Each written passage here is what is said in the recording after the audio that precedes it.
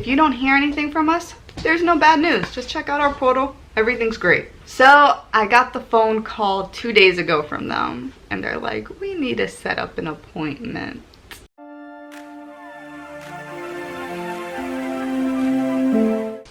Good morning, everyone. So as you can tell, we're back home from Georgia. It's been a hot minute. I'm a little sleepy and tired and not feeling the best. But since coming back, we have been going at it with doctors, going to doctor's appointments, and it's going pretty well. I'm happy about it. Soon we have my nerve block coming up, and from my last nerve block, we did notice that it worked. So we're gonna try it again, and for our next trip, I'm gonna be doing fabulous. Yes. So for today's topic of a vlog is something I know you guys have shown interest in and talk about a lot and bring it up occasionally. And it's about endometriosis and me going to the gynecologist today. What? How nerve-wracking. So a while ago, a lot of you guys were like, Janice, I think you have endometriosis.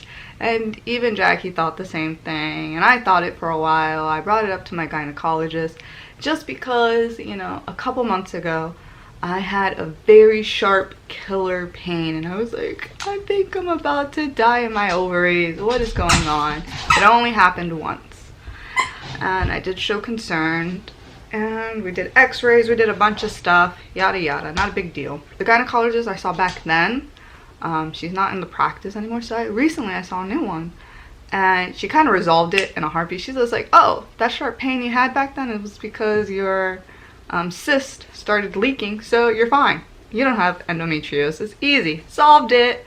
And I was like, I love you. You are a god. Yay! She solved it like that. She's like, ah, thank you. Easy. Now, a lot of you guys may be like, no, but we really think you have it.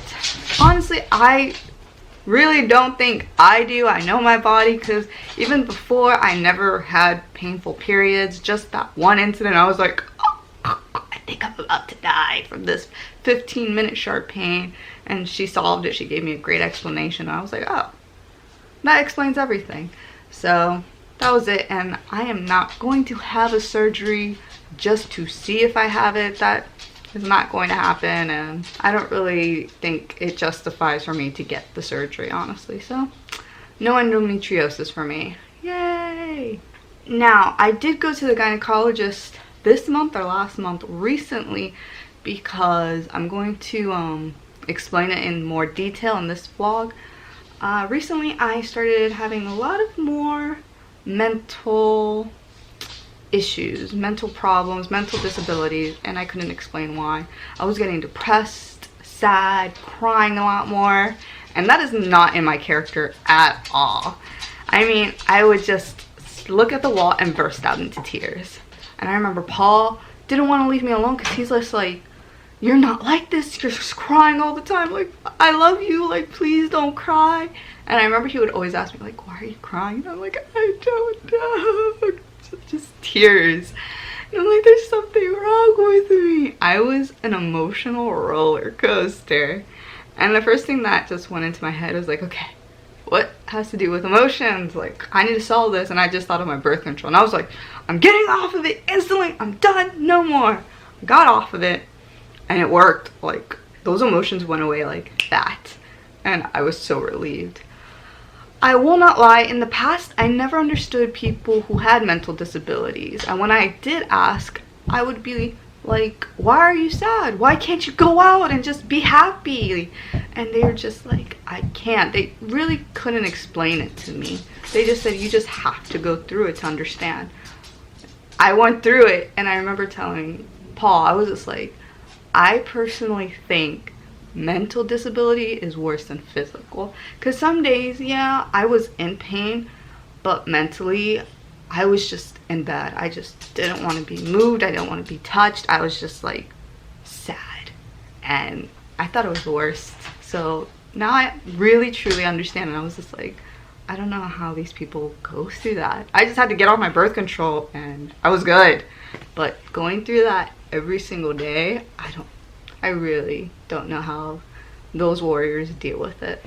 Now, I noticed that my emotions did get better, but then my hair started falling out. You guys don't really notice it, but I think in my Georgia clip, my hair is down, but it is like so thin. If I hold it together when it's straight, it's just barely nothing. It's really bad. It has lowered my self-esteem, like don't want to go out. Also, my face has broken out and it's really bad as well. So I'm just like, no, please don't look at me. I'm gross, I'm disgusting. So those are the things that just all hit me at once. Emotionally, face, and hair. So I talked to one of my physicians. They were like, oh, go see the dermatologist. The dermatologist has given us some issues, and plus they also were like, oh, all these different issues require separate different appointments that are scattered throughout the whole entire months. So I wouldn't see the doctor for a couple months anyway. So I just had the gynecologist coming up, and I was just like, I think it's hormones, since once I got off the birth control, that worked. But I still haven't seen any, you know, good in my hair or my face. I haven't seen that cleared up. So I was just like, at least my emotions are better. Let's see what the gynecologist has to say. I was a little bit nervous when I did go in because I was thinking, well, what if she blows me off? Because I remember some comments from gynecologists were like, oh, when I did explain my symptoms, they're like, oh, you don't have that. Oh, just go see a psychologist. Yeah, no, since I don't have it and I'm a woman, you definitely don't have it. And I was just like, what happened what happened if my gynecologist does not believe me? Oh my goodness, that's what I was kind of nervous for. But I've never been treated like that before in this practice. And also, this was kind of like a new gynecologist. So I was just like, let's see, who knows? I'm screwed. That's what I was thinking. I went in, I explained everything. I'm always great mentally, healthy-wise. So I don't know why these emotions are hitting me really hard all of a sudden. Depression, sad, crying, like out of nowhere. Like I could just like look at a bird. I just burst out into tears, kind of a thing. And then my hair loss, face, and she took me serious. She was just like, oh yeah, that is hormones 100%. We're gonna do this, this, this, this, this, this. And I was like, thank you. Oh my goodness, I'm not crazy. I love you. I will not lie though. I thought, just hearing how I was speaking, I was like, I sound crazy. Like, I'm not surprised that she thinks I'm crazy. But she took me 100% serious, so that was great. The scary thing about my gynecologist and their office, they have one rule. If you don't hear anything from us, there's no bad news. Just check out our portal. Everything's great.